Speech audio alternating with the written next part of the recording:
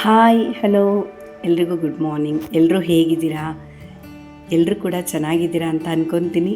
ಎಲ್ಲರೂ ಚೆನ್ನಾಗಿರಲಿ ಅಂತ ಆ ಭಗವಂತನಲ್ಲಿ ಕೇಳ್ಕೊತೀನಿ.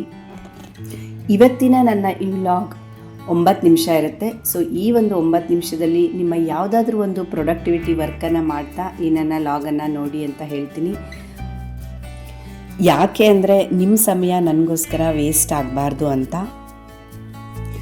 ಇನ್ನೂ ಯಾರೆಲ್ಲ ನನ್ನ ಚಾನಲ್ನ ಸಬ್ಸ್ಕ್ರೈಬ್ ಮಾಡ್ಕೊಳ್ಳದೆ ನೋಡ್ತಾ ಇದ್ದೀರಾ ಅವರೆಲ್ಲ ಪ್ಲೀಸ್ ಸಬ್ಸ್ಕ್ರೈಬ್ ಮಾಡಿಕೊಂಡು ನನ್ನ ಚಾನಲನ್ನು ನೋಡಿ, ಜೊತೆಗೆ ಲೈಕ್ ಮಾಡಿ, ಶೇರ್ ಮಾಡಿ. ನಿಮಗೆ ಈ ನನ್ನ ಲಾಗಲ್ಲಿ ಯಾವುದಾದ್ರು ಒಂದು ಚಿಕ್ಕ ಪಾರ್ಟ್ ಇಷ್ಟ ಆದರೂ ಕೂಡ ನನಗೆ ಕಮೆಂಟ್ ಮುಖಾಂತರ ತಿಳಿಸಿ.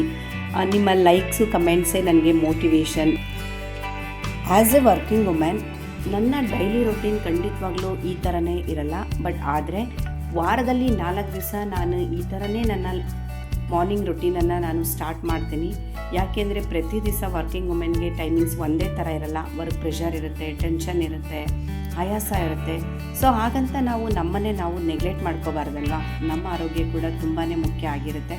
ಸೊ ಅದಕ್ಕೋಸ್ಕರ ಕನಿಷ್ಠ ವಾರದಲ್ಲಿ ನಾನು 3 ಡೇಸ್ ಇಲ್ಲ 4 ಡೇಸ್ ನನ್ನ ಮಾರ್ನಿಂಗ್ ರೊಟೀನ್ ಹೀಗೆ ಇರುತ್ತೆ.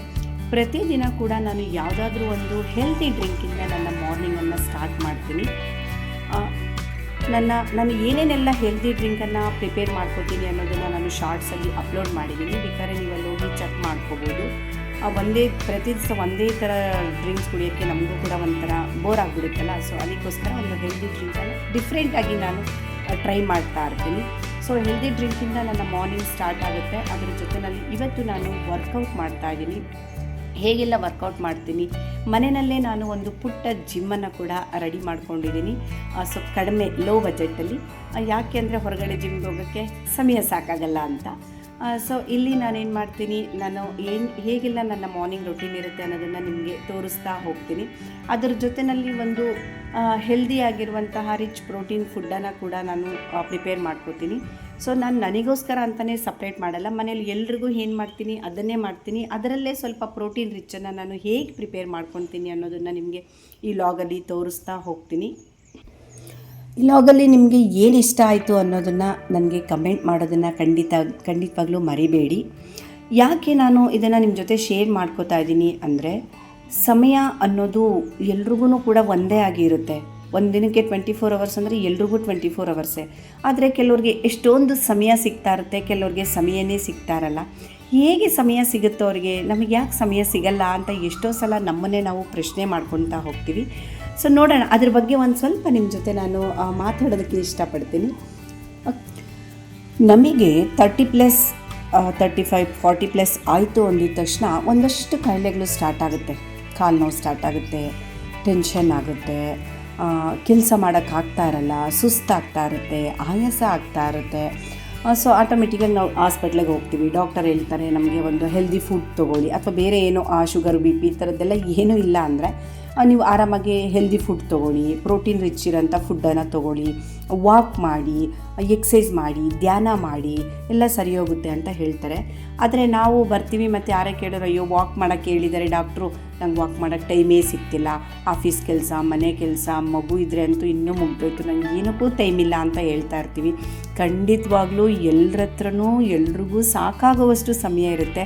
ಬಟ್ ನಾವು ಅದನ್ನು ಯಾವ ಥರ ಯುಟಿಲೈಸ್ ಮಾಡ್ಕೊತೀವಿ ಅನ್ನೋದನ್ನೇ ಇಲ್ಲಿ ತುಂಬ ಇಂಪಾರ್ಟೆಂಟ್ ಆಗುತ್ತೆ. ಯಾಕೆ ಅಂದರೆ ನಾವು ಫೋನನ್ನು ಒಂದು ದಿನದಲ್ಲಿ ಎಷ್ಟು ಸಮಯ ಫೋನ್ ಮುಂದೆ, ಟಿ ವಿ ಮುಂದೆ ಕಳಿತೀವಿ ಗೊತ್ತಾ? ನೀವೊಂದು ಸಲ ಬೇಕಾದ್ರೆ ಚೆಕ್ ಮಾಡಿ ನೋಡಿ, ಫೋನನ್ನು ಕೈಗೆ ತೊಗೊಂಡು ಕೂತ್ಕೊಳ್ಳೋವಾಗ ಸಮಯ ಎಷ್ಟಾಗಿರುತ್ತೆ ಅಂತ. ಆಮೇಲೆ ಮತ್ತೆ ಫೋನನ್ನು ಸೈಡ್ಗೆ ಇಡಬೇಕಾದ್ರೆ ಒಂದು ಸಲ ಸಮಯ ನೋಡಿ, ಗಂಟೆಗಟ್ಟಲೆ ಕಳೆದೋಗ್ಬಿಟ್ಟಿರುತ್ತೆ. ಹೇಗೆ ಇಷ್ಟೊಂದು ಸಮಯ ಹೊರಟೋಯ್ತು ಅಂತ ಖಂಡಿತ ಗೊತ್ತಾಗಲ್ಲ.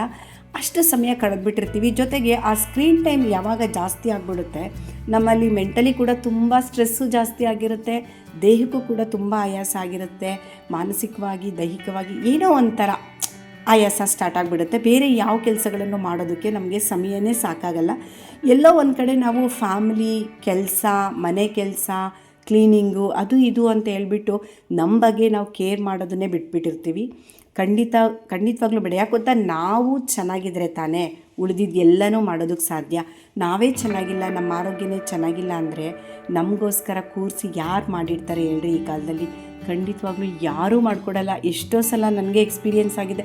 ಹುಷಾರಿಲ್ಲ ಅಂದರೂ ನಮಗೆ ಯಾರೂ ಮಾಡಿಕೊಡಲ್ಲ. ಹುಷಾರಿಲ್ಲ ಅಂದರೂ ನಮಗೆ ನಾವೇ ಮಾಡ್ಕೊಂಡು ತಿನ್ನಬೇಕು. ನಮ್ಮ ಕೆಲಸಗಳನ್ನೆಲ್ಲ ನಾವೇ ಮಾಡ್ಕೋಬೇಕು.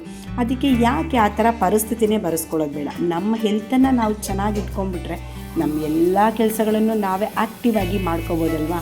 ಸೊ ಸ್ಕ್ರೀನ್ ಟೈಮನ್ನು ಕಡಿಮೆ ಮಾಡೋಣ. ಅವಶ್ಯಕತೆ ಇರೋದನ್ನು ಖಂಡಿತವಾಗ್ಲೂ ನೋಡೋಣ. ತೀರಾ ನಾವು ಫೋನು ಟಿ ವಿ ಬಳಸದೇ ಇರೋದಕ್ಕೆ ಆಗೋದೇ ಇಲ್ಲ. ಯಾಕೆಂದರೆ ನಾವು ಬದುಕ್ತಿರೋದೇ ಈಗ ಅವುಗಳ ಮಧ್ಯೆ ಬದುಕ್ತಾ ಇದ್ದೀವಲ್ಲ. ಅದಕ್ಕೋಸ್ಕರ ಮೊದಲನೇದಾಗಿ ನಮ್ಮನ್ನು ನಾವೇ ಮೋಟಿವೇಟ್ ಮಾಡ್ಕೋಬೇಕು. ನಮಗೆ ಯಾರೂ ಮೋಟಿವೇಟ್ ಮಾಡಲ್ಲ. ನಮ್ಮನ್ನು ನಾವೇ ಪ್ರೀತಿಸ್ಕೋಬೇಕು. ನಮ್ಮ ಬಗ್ಗೆ ನಾವೇ ಕೇರ್ ಮಾಡ್ಕೋಬೇಕು. ಜೊತೆಗೆ ಏನಪ್ಪ ಅಂದರೆ ನಮ್ಮನ್ನು ನಾವು ಕೇರ್ ಮಾಡ್ಕೋತಾ ನಮ್ಮ ಆರೋಗ್ಯನ ನಾವು ಕಾಪಾಡ್ಕೊಂಡ್ವಿ ಅಂದರೆ ನಾವು ಚೆನ್ನಾಗಿದ್ದರೆ ಉಳಿದಿದ್ದೆಲ್ಲನೂ ನಾವು ಖಂಡಿತವಾಗ್ಲೂ ಖುಷಿಯಾಗಿ ಮೇಂಟೈನ್ ಮಾಡ್ತೀವಿ. ಎಲ್ಲರನ್ನೂ ಚೆನ್ನಾಗಿ ನಾವು ನೋಡ್ಕೊಳ್ಳೋದಕ್ಕೆ ಸಾಧ್ಯ ಆಗುತ್ತೆ.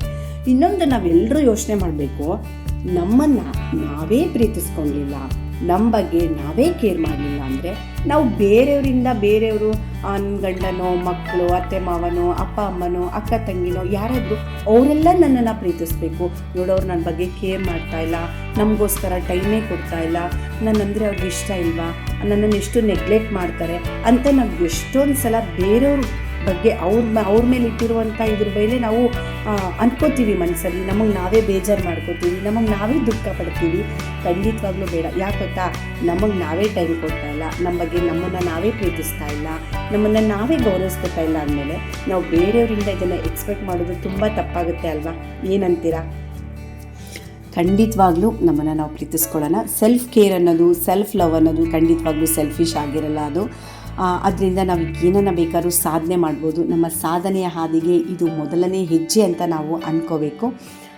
ಅದ್ರ ಜೊತೆಯಲ್ಲಿ ನಾವು ಇನ್ನೊಂದು ಏನಪ್ಪ ಮಾಡಬೇಕು, ನಮಗೆ ನಾವೇ ಒಂದು ಟೈಮ್ ಟೇಬಲನ್ನು ಹಾಕ್ಕೊಳ್ಳೋಣ ಪ್ರತಿದಿನ.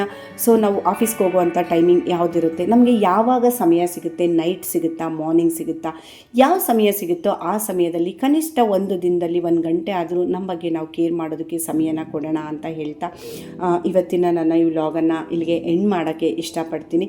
ಸೊ ನಿಮಗೆ ಯಾರಿಗೆಲ್ಲ ಈ ನನ್ನ ವ್ಲಾಗ್ ಅಥವಾ ನನ್ನ ವಿಷಯಗಳು ಇಷ್ಟ ಆಯಿತು ಖಂಡಿತ ಸಬ್ಸ್ಕ್ರೈಬ್ ಮಾಡ್ಕೊಳ್ಳೋದು ಮರಿಬೇಡಿ. ಲೈಕ್ ಮಾಡಿ, ಕಮೆಂಟ್ ಮಾಡಿ. ನನಗೆ ತುಂಬ ಮೋಟಿವ್ ಆಗುತ್ತೆ ನೆಕ್ಸ್ಟ್ ವ್ಲಾಗ್ ನಾನು ಏನನ್ನ ಮಾಡಬೇಕು ಅಂತ ಹೇಳಿಬಿಟ್ಟು. Thanks for watching.